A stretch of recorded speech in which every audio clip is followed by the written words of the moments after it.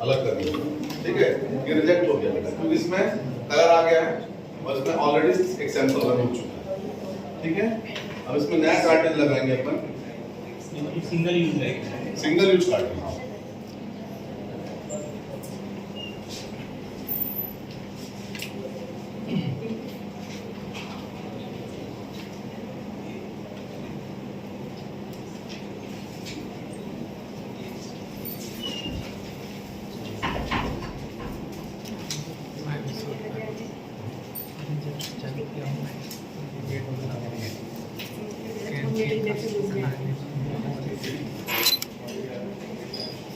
Okay, अब normal column में क्या करते हैं अपन, ऐसा कॉलम, नॉर्मल कॉलम ऐसा ग्लास का रहेगा आपका, ठीक है। इसमें नीचे क्या लगा रहता है, इनलेट आउटलेट रहता है जो अपन वॉल से कंट्रोल करते हैं, ओके। उसमें यहाँ का सैंपल भरते हैं, उसके ऊपर सॉल्वेंट डालते हैं, सैंपल इसके ऊपर रखते हैं। इसमें सैंपल कैसे अप्लाई करेंगे, सैंपल थ्रू इंजेक्शन से अप्लाई करते हैं यहाँ से, ठीक है। इंजेक्शन ये रहता है,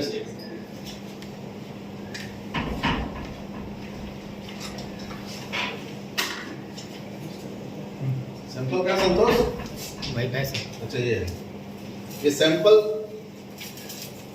सबसे पहले सैंपल को अपन सोनिकेट करते हैं जो सॉल्व, ठीक है, जिससे जिसमें पार्टिकल्स रहते हैं वो डिसॉल्व हो जाए, इसका फिल्टर करके अपन उसको यूज करते हैं, अदरवाइज ये चोक कर देगा, ठीक है।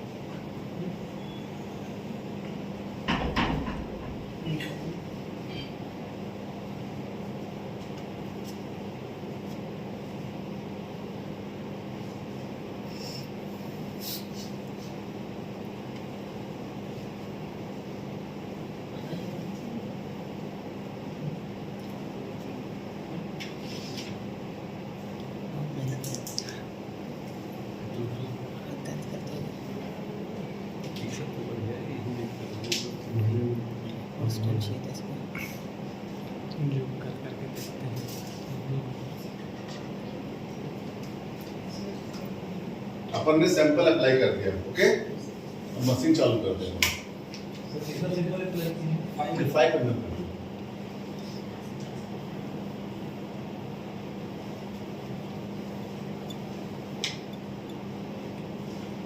चलिए सामने देखो आपके बेटा, सामने इस मशीन से अपन दो चीज कंट्रोल करते हैं, एक प्रेशर और एक फ्लो रेट। जो ये कार्टेज होता है 10 बार तक प्रेशर को सस्टेन रहेगा, ठीक है, उसके बाद ये ब्लास्ट करेगा, तो अपन इसको 10 बार पे रखते हैं, और फ्लो रेट जितना मिनिमम होगा उतना अच्छा इल्यूट आपका बाहर होगा, और जितना फास्ट होगा उतना आपका इल्यूट बाहर मिलेगा, ठीक है। अपन यहाँ पे देखिए, सबसे पहले फ्लो रेट अपन सेट करते हैं। मैंने इसको चलो वाश करने के लिए क्या किया था, फ्लो रेट बढ़ा दिया था, पर मिनट 45 ml बाहर करने के लिए। अब इसको यहाँ पे प्रेस करते हैं, सब सिंपल प्रोसेस है, फ्लो रेट पे प्रेस करो, ये आगे 45.2 पे इसको अपन पूरा कम कर देंगे, ठीक है बेटा। 10 के भी नीचे लेते हैं, 4 है।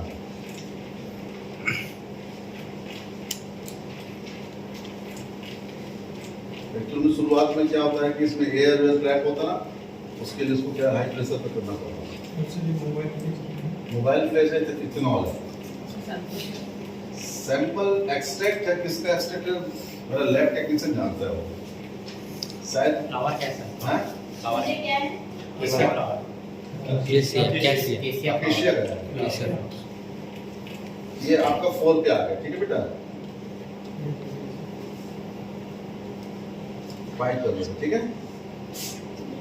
इसको ओके कर दो। अब आ जाओ प्रेशर, तो प्रेशर ये कितने पे है, 15 बार पे है, अपन को कम कर देंगे, ठीक है बेटा, 10 बार पे लेते हैं।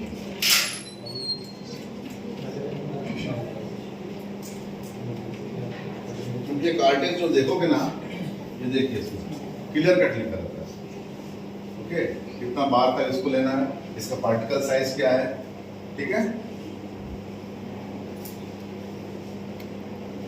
ओके।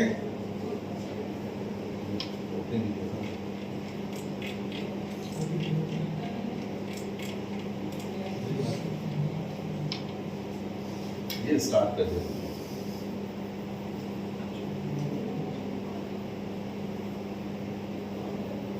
पंपिंग लिखिए इसमें, चालू हो गया, ठीक है बेटा।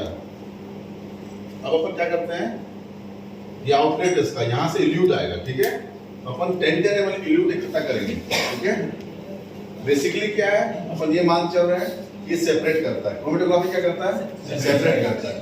10 ml अपन लेंगे सैंपल, और उस 10 ml सैंपल क्या करेंगे अपन, या तो अपन यदि अपने पास और इंस्ट्रूमेंट नहीं है तो अपन TLC करेंगे, या उसको फिर हायर इंस्ट्रूमेंट में HPLC में, या मास में ले जाएंगे या NMR में जाएंगे, ओके। यदि अपने पास कुछ नहीं है तो TLC करेंगे, हर 10 ml सैंपल का TLC करेंगे, और उसमें से देखेंगे कौन सा F1 जैसे है, ठीक है बेटा, ये ऐसे आएगा, ठीक है बेटा। नहीं प्रेशर का ये इधर टाइट नहीं किया ना बेटा, ज्यादा हो गया, ठीक है। अब आएगा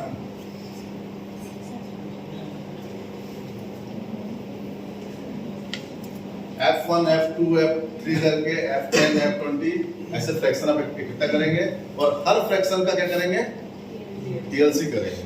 और ये कॉमन सेंस की बात होती है कि अभी अपना सैंपल नीचे नहीं आया है तो शुरुआत के फ्रैक्शन का अपन अवॉइड करने कर देते हैं, ठीक है। आपको लगता है कि अब फ्रैक्शन नीचे आने लगा है, उसके बाद अपन क्या चालू करते हैं, उसका TLC चालू करते हैं।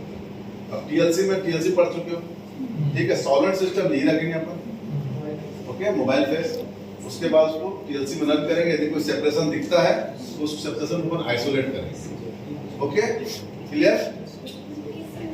ये क्या हुआ, नॉर्मल इथेनॉल हुआ। अब क्या करते हैं, आप इसको सक्सेसिव कर सकते हैं, माने polar non polar to polar जाएगा, और जिस फ्रैक्शन में मान लो 10:90 के रेशियो में, मान लो 10 क्या आपका इथेनॉल है और 90 क्या है, एसीटोन है, मान लो एसिटिक एसिड है, उसमें कोई फ्रैक्शन दिख रहा है मान लो उस फ्रैक्शन में, तो अपन उस फ्रैक्शन को क्या करेंगे, सॉल्वेंट सिस्टम बना लेंगे और उसको फिर फर्दर रन करेंगे, किस लिए, उस स्पॉट को आइसोलेट करेंगे, क्लियर, क्लियर हुआ। लेकिन ये क्या तुरंत आ रहा है, इसलिए इसको फ्लैश क्रोमेटोग्राफी करते हैं। यही कॉलम होता तो अपन को वेट करना पड़ता अप्रॉक्सीमेट 3-4 घंटा 5 घंटा, जब तक पूरा सॉल्वेंट नीचे नहीं आएगा तब तक आपका रन नहीं होगा। डिफरेंस समझ गया, ये कॉलम क्रोमेटोग्राफी है, बट इसमें अपन प्रेशर अप्लाई करके इसको फास्ट प्रोसेस कर देते हैं, ओके, क्लियर। कुछ नहीं है, देखो आ रहा नीचे ना, ये पंप है बेटा। सर कॉलम में कौन सी मैटर करती है, एफिनिटी मैटर करती है, एडसॉर्प्शन। सर लेकिन वो तो प्रिंसिपल हो गया, हम इसमें आयन एक्सचेंज भी परफॉर्म कर सकते हैं, नहीं अलग कॉलम है, उसका अलग कॉलम होता है। ये बेसिकली एडसॉर्प्शन क्रोमेटोग्राफी है, और एफिनिटी टुवर्ड टू उसकी सॉल्युबिलिटी, जितना सॉल्युबल होगा उतना फास्ट बाहर आएगा, जितना इनसॉल्युबल होगा, इसलिए अपन polar to non polar, sorry non polar to polar solvent में जाते हैं, ठीक है, रेशियो चेंज कर करके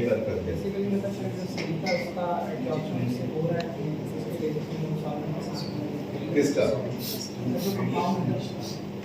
कम हाँ एडजॉर्ब करेगा सॉल्वेंट के साथ यदि वो उसका एफिनिटी बहुत अच्छी है, सॉल्वेंट में बहुत अच्छा सॉल्युबल है, तो नीचे तक आएगा ऊपर, ठीक है। यदि उसकी कंपेटिबिलिटी और सॉल्युबिलिटी कम है तो कहीं बीच में छूट जाएगा, जो छूटा है उसको नीचे लाने के लिए अपन क्या करेंगे, नॉन पोलर टू पोलर जाते हैं, धीरे धीरे कंसिस्टेंसी चेंज करते जाते हैं, समझ में। वो छूटेगा, हर चीज सॉल्युबल नहीं होता, इथेनॉल में हर चीज सॉल्युबल नहीं होगा, हाँ पोलैरिटी चेंज करते आते हैं, नॉन पोलर टू पोलर जाते हैं, ठीक है। अब इसमें डाई इथेनॉल यूज किया करके ये क्या हुआ, पूरा एक साथ नीचे आ जा रहा है, क्योंकि इथेनॉल और पानी का जो होती सॉल्युबिलिटी बहुत ज्यादा होती है। यूनिवर्सल सॉल्वेंट क्या है? पानी है, ठीक है, इसलिए वो तेजी से पूरा नीचे आ गया। यदि अपन इसमें यही नॉन पोलर ईथर यूज करते ना तो आपको बैंड दिखने लगता है, क्लियर, बैंड आने लगते हैं, उसी को कलर बैंड रहता है, क्रोमेटिक बैंड बोलते हैं। समझ में आया? अब ये पूरा नीचे आ जा रहा है। अब ये मैं वाटर रन करता तो पूरा एक बार बाहर पूरा, क्लियर। और कुछ क्वेश्चन? कॉस्ट ये अप्रॉक्सीमेट ये 3-4 लाख का, 4 से 5 लाख कार्टन में ना। और कोई क्वेश्चन बेटा? सर अगर ये नॉन पोलर कंपाउंड रहे तो ट्रांसपेरेंट है तो भी पता चल जाएगा कि कितनी देर में वो एलिमिनेट होगा। एक्चुअल में इससे कुछ पता नहीं चलेगा, आपको टीएलसी करना ही पड़ेगा। हर 10 ml का टीएलसी करोगे आप यहाँ कम से कम 150 टीएलसी प्लेट बना के तैयार रखो। ये मतलब एकदम मतलब यदि आपका लैब बहुत स्टार्टिंग लैब है, यदि आपके पास एमएस ओमएस सब है, सैंपल लो डालो, आपको तुरंत दे देगा। मैं ये बता रहा हूँ जब लैब आपका छोटा है, आपके पास फ्लैश बस है, तो कैसे कोई कंपोनेंट को आइसोलेट करोगे, ठीक है ना। इसमें एक 10-10 ml का कॉलम करोगे, वो करोगे, क्या करोगे? टीएलसी करोगे।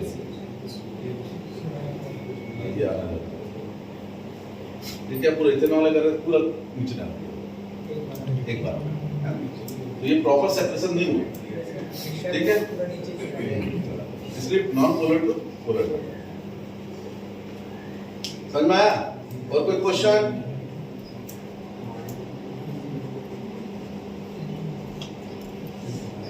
पूछो बेटा। इसमें कुछ नहीं, फ्लो रेट और प्रेशर को सर बाद में अगर टीएलसी कर ही रहे हैं तो पहले ही टीएलसी कर लें। नहीं तो कॉलम टीएलसी पहले कैसे करने के लिए वो आपका एक्सट्रैक्ट है, हाँ। ये एक्सट्रैक्ट है, इसमें टीएलसी करके क्या फायदा? कुछ नहीं मिलेगा। अच्छा, ये एकदम टेलिंग आ जाएगा पूरा ऊपर तक। हाँ। जैसे आपने स्पॉट अप्लाई किया, हाँ। सॉल्वेंट में रन किया, हाँ। पूरी टेलिंग आएगी। क्यों टेलिंग आएगी? क्योंकि इसमें मिलियंस ऑफ कंपोनेंट्स हैं, ओके। तो टीएलसी पहले अपन कॉलम करते हैं हमेशा, ये मतलब एक नॉर्मल लैब प्रोसेस है। आजकल तो सब हाइपोनेटिक टेक्नोलॉजी आ गया है, एलसीएमएस है ना, ये सीधे एमएस से जुड़ा रहेगा इसका पाइप। हाइपोनेटिक टेक्नोलॉजी आती है इसमें, सीधे एमएस से जुड़ा है। ये सैंपल गया, एमएस उसको फ्रेगमेंटेड कर दिया, आपको समझ में आ गया। जीसीएमएस है, एलसीएमएस है, एलसीएमएस एनएमआर है, ऐसे आईआईटी मिलेगा आपको और बड़े बड़े इंस्टीट्यूट मिलता है। क्या डाई बोल रहे? डाई नहीं, ट्रैकिंग करना ही नहीं इसमें, ट्रैकिंग इसमें होगा ही नहीं, सिर्फ सेपरेशन होगा। और सेपरेशन क्या हो रहा है वो कैसे पता चलेगा आपको? टीएलसी से। ये आपका आइडेंटिफिकेशन का कोई वो नहीं, ये मतलब एक टाइम बचाने के लिए है। बस आप कॉलम करोगे तो 2 दिन 3 दिन लगेगा, कॉलम में क्रैक्स आ जाते हैं, प्रॉपर वो नीचे नहीं आता, उसका सॉल्वेंट की दिक्कत आते हैं, और कॉलम में आपको बैठना पड़ेगा कंटिन्यू कि सॉल्वेंट खत्म ना हो जाए। क्रैक हुआ तो कॉलम ब्लॉक हो गया, चोक हो गया। सिंपल प्रोसेस है जो अपन बी फॉर्म में करते हैं। और कुछ? इसमें क्या सैंपल निकाले, कॉलम किए, सीधे आप यूवी में डाल दिए, सीधे आईआर में डाल दिए, सीधे आप उसमें कर दिए एमएस या एलसीएमएस। एक्चुअली क्या है, जो बेस्ट क्रोमेटोग्राफी है उसके साथ एक और एक्सेसरीज में अपन आते हैं। यूवी का डिटेक्टर रहता है इसमें लगा होता है, तो जैसे फ्लो होता है वहाँ से, जैसे सैंपल फ्लो होता है उस यूवी डिटेक्टर से जुड़ा हुआ होता है। तो जैसे वहाँ तक एक्सट्रैक्शन होगा उधर से फ्लो होता है, अगर कोई कंपोनेंट है तो यूवी डिटेक्टर में शो करने लगता है, ठीक है। उसके बाद भी ये हो गया कि आपको जो फ्रेश क्रोमेटोग्राफी कर रहे हैं उसमें कौन कंपोनेंट प्रेजेंट है करके उसका लैम्डा में शो कर देता है उसमें, है ना। तो उससे आपको पता चलता है कि इस लैम्डा में इसके नियर अबाउट में वो कंपाउंड है। लेकिन उसके और एक और एक्सेसरीज होता है कि सेपरेटर, एक अलग यूनिट रहता है उसमें, वो एक्सेसरीज में आता है सेपरेटर। इस डिटेक्टर से वो सेपरेटर लगा रहेगा, तो जैसे जैसे यूवी उसमें अब्जॉर्ब करेगा लाइट, वैसे वैसे सेपरेट करके अलग अलग कंपाउंड को सेपरेट करके फ्रैक्शन निकाल कर डालते हैं। अलग-अलग स्पॉट को अलग अलग निकालेगा, फ्रैक्शन निकालेगा। जिस मान लो कि 254 नैनोमीटर में अगर कोई कंपाउंड शो हो रहा है तो उसका फ्रैक्शन को अलग डालेगा, फिर अगले नैनोमीटर में अगर कोई कंपाउंड शो हो रहा है उसको फ्रैक्शन को अगले में डालेगा। तो अलग अलग टेस्टिंग के रेट कैसे लगे रहते हैं ऑटोमेटिक चलता है तो सब आपका सब वो रोटेट होता रहता है उसमें फिर आपका अलग अलग कंप्यूटर से रेट होता है और कुछ हाँ उसमें हो जाएगा समय बचता है एक्चुअली और कुछ नहीं। अभी मेरे को रहता ना, मेरे कॉलम बना था, मैं इसके ऊपर चढ़ के कॉलम फिट करता, फिर डंडा से उसको वो बनाता। 2 मेथड होते हैं कॉलम बनाने के, मालूम है ना, एक ड्राई मेथड है, वेट मेथड। वेट मेथड में क्या करते हैं, स्लरी बनाते हैं, स्लरी को पोर करो, उसमें दिक्कत होती है क्योंकि स्लरी ब्रेक होता है अक्सर। उसके बाद तो फिर आज क्या करते हैं, wait method, dry method, simple powder डाल दो, उसके ऊपर फिर कॉटन रखो, कॉटन के ऊपर सैंपल रखो, फिर सॉल्वेंट रन करो, सॉल्वेंट को फिर उसको खड़े रहना पड़ेगा कि सॉल्वेंट एकदम से डाउन खत्म ना हो जाए, नहीं तो क्रैक्स आ जाएंगे, वो सब का है। बाकी तो क्या है, आजकल मोबाइल हैंडल कर लेते तो ये तो सब सिंपल चीज है, ये एकदम एक्सपीरियंस सब सिंपल चीज है, कोई बड़ा रॉकेट साइंस नहीं, बस बेसिक नॉलेज रहना चाहिए आदमी को, तब वो आगे काम कर सकते हैं। इसमें कुछ नहीं है, जो टाइम लग रहा था एक साइंटिस्ट ने क्या किया, पंप लगाया, फ्लो बढ़ा दिया। सारे लोग ना फार्माकोलॉजी लैब जहाँ पे एनिमल हैंडलिंग हुई थी उस वाली लैब